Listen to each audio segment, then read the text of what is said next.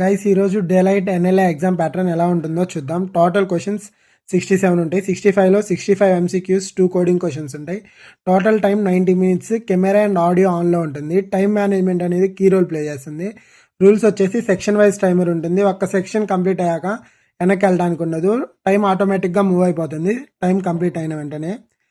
మొత్తం 4 సెషన్స్ ఉంటాయి. Language skills మీద 10 ఎంసీక్యూస్, అలాగే 3 బ్లాంక్స్ ఉంటాయి. జనరల్ యాప్టిట్యూడ్ 22 ఎంసీక్యూస్ ఉంటాయి. దాంట్లో టూ ఉంటాయి.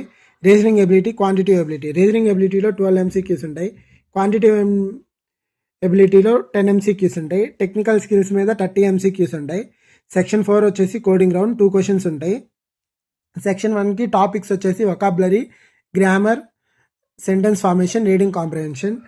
సెక్షన్ 3కి topics computer science basics, testing concepts, cloud computing, programming fundamentals. అలాగే కొన్ని కోడింగ్ క్వశ్చన్స్ చూసుకోండి అరేస్ మీద, డిఎస్ఏ మీద. All the best for exam. Last date వచ్చేసి January 19th. ఇంకా ఎవరైనా అప్లై చేసుకునే వాళ్ళు ఉంటే అప్లై చేసుకోండి ఇప్పుడే. All the best for exam.